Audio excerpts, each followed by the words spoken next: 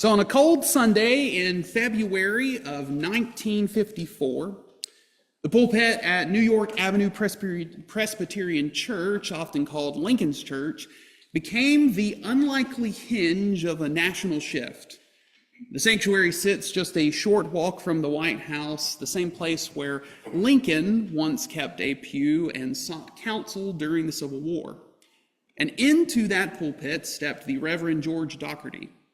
His sermon, later remembered under the title A New Birth of Freedom, that morning made a simple pointed claim. The Pledge of Allegiance was missing a crucial theological qualifier. He argued that without the phrase, quote, under God, the pledge lacked the very moral grounding that Abraham Lincoln had invoked at Gettysburg, and that a nation can be powerful, but still can be morally unmoored. And in the pew that morning in 1954, during this sermon, was President Eisenhower. Within months, the words Dougherty pressed from that pulpit would be stitched into the pledge school children recited every morning. But it is important to say that the sermon did not appear in a vacuum. Members of Congress during that time had already introduced measures to alter the pledge's wording. But Dougherty's preaching, it did touch on a national mood that had been growing during this time. In 1954, America was deep in the Cold War, and eager to mark a distinction between a nation that tied its public life to a higher moral authority and regimes that publicly disavowed God. So framed in this way, adding the phrase under God was also an ideological marker distinguishing the United States from parts of atheistic communism. And so when Eisenhower signed the bill on Flag Day, June 14th, 1954, he spoke of renewing the nation's spiritual resources, saying that affirming faith in the pledge would strengthen the, quote, spiritual weapons on which the country ultimately relies. Growing up in school, I recited the Pledge of Allegiance every morning over the intercom. Coming from a Christian home and attending a Baptist church and spending Sundays in worship, the words under God in the pledge felt kind of ordinary.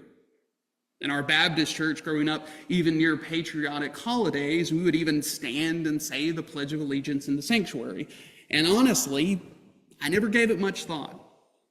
I didn't stop and consider what that little phrase, one nation under God, meant. In most states today, public schools set aside time for the pledge, which means generations of students have spoken those same words often daily, which I'm curious about. Do they still, in the schools, yeah, do they speak it over the intercom? Do they do that? No? Okay. Interesting. Okay. Yeah, I was curious to see how many schools that's actually a daily practice. I remember that they did that over the intercom in mine. But the question remains, what does that phrase actually mean? One nation under God. The language echoes Lincoln's cadence at Gettysburg that this nation under God shall have a new birth of freedom. And so for some, like Reverend Dougherty, who built his sermon kind of around this idea, it meant a republic is healthiest when it answers to a higher moral authority. But others, throughout kind of time and history, have defined the one nation under God in a different way. If you look at court proceedings that are tied to these words, they treat it as purely ceremonial language, a sort of civic ritual detached from religion altogether, which essentially means that it's theologically meaningless, which means that under God in our Pledge of Allegiance actually functions as a matter of personal conscience. For some, it is a theistic affirmation of God's sovereignty. For others, it operates as a broad reminder that the nation is accountable to something beyond itself, something like truth or justice or the common good. And others admit or object to the phrase altogether, hearing it as an intrusion of religion into a civic pledge. And so while the phrase is concrete in written words, it is surprisingly elastic in the mouths and in the minds of those who speak it, which is kind of a little bit of an oxymoron. And it's actually kind of pretty fascinating if you think about it, because a pledge of allegiance is meant to clarify allegiance. It's meant to say who we are, what we value, and where we are headed in a world that often feels adrift. And yet tucked within inside of our pledge is a phrase, is wording, whose meaning shifts pretty dramatically based upon personal interpretation. Which poses an interesting question for us as to how we determine our own allegiances in life. If something as familiar and seemingly universal as the Pledge of Allegiance can still hold within it vast shades of meaning which have the ability to shift, well, how do we discern our own priorities and our own direction from day to day? We might like to imagine that loyalty is simple, that we can just sort of declare it and say it and move on. But human allegiance is rarely that tidy. Beneath every pledge that we might make is interpretation. Beneath every conviction, there's choice. It would be nice if we all shared a common creed or a single understanding of what loyalty should look like, but if life teaches you anything, it's that people disagree on nearly everything. In fact, the only real consensus might be that consensus is hard to find. And so maybe we are a lot more like the Pledge of Allegiance than we might, maybe acknowledge. Each of us carries competing definitions on a daily basis of what we serve, and whether we not acknowledge it or not, life keeps pushing us to name those allegiances. Because time and energy and attention, well, those things are finite. And so inevitably we choose where we spend them. The only question is whether we do it with intentionality or we just kind of do it by default. Whether we discern our loyalties or simply just drift into them. Because eventually, something, our career, our comfort, our family, our faith, our ideology, claims the first place in our lives. And so while we may never speak it out loud, we live it. And so how we name those allegiances, it matters. It shapes the tone of our commitments, our trajectory in our days. The words of the pledge itself, our definitions, those things carry weight. And the meaning that we give to our allegiances, they will echo every choice that follows. It'll shape not only what we stand for, but also who we become. In many ways, this connects to our scripture reading this morning, because in the Gospel of Matthew, it tells us that when Jesus came to the region of Caesarea Philippi, he asked the disciples, "Who do people say that the Son of Man is?" In a way, Jesus is asking the disciples to define him, like trying to define under God in the Pledge of Allegiance. And they start to answer with all the different things that they've heard. Well, Jesus, some say John the Baptist, and some say Elijah or Jeremiah or maybe one of the other prophets. They list the options that are sort of floating around in the air, each of them reflecting a particular understanding of, who Jesus might be. Teacher, prophet, moral reformer, miracle worker. They're repeating what the crowd has said, what culture is saying, what others have claimed about him. But then Jesus all of a sudden makes the question personal. After listening to what all the others are saying, all the other answers that are out there, he turns the question back on them. But who do you say that I am? And all of a sudden, it's no longer about popular opinion or public reputation. All of a sudden now it is about their own conviction and their own allegiance. Which kind of makes you wonder, why is Jesus asking them this? Why is this so important that he hears their response? It's not like Jesus is uncertain about his identity. Jesus hasn't had just like a sudden moment of amnesia and he's trying to figure it out.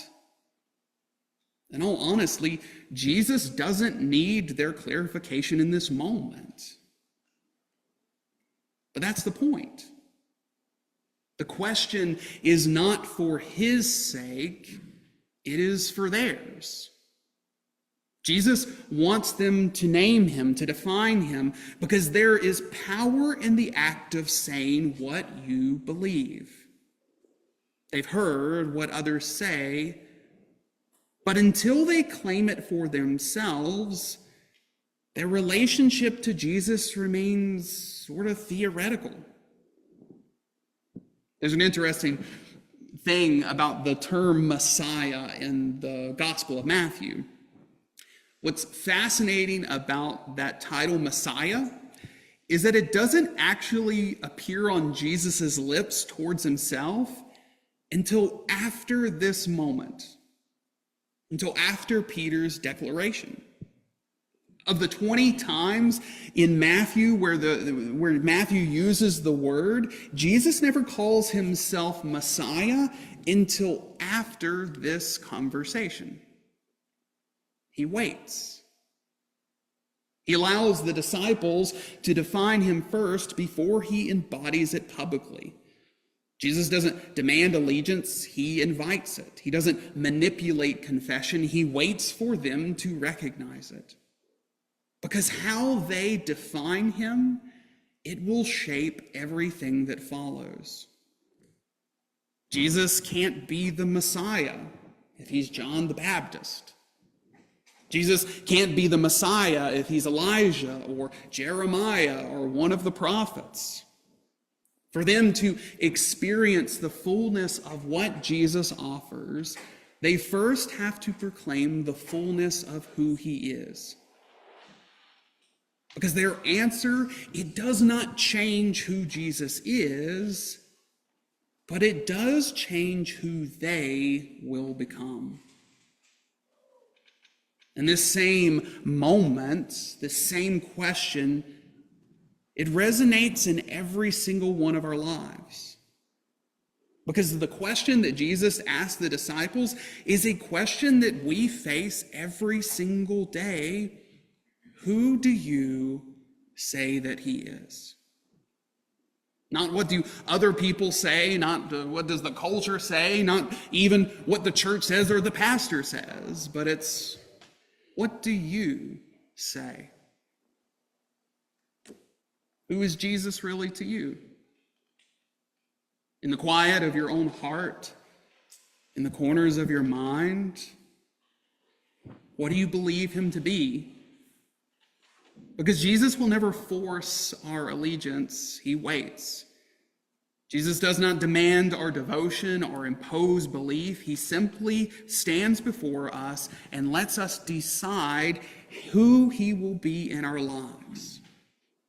He waits for us to make space for him, and when we do, he fills that space with his presence. But hear this, the size of that space depends on ultimately how we define him.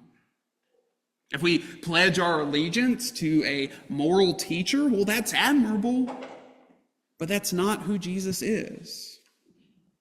If we pledge our allegiance to just another prophet, that's inspiring, but that's not who Jesus is. At the end of the day, we only receive Christ to the degree that we are willing to embrace him. If our understanding of Jesus stops short of God, then what we receive will stop short of God's fullness too.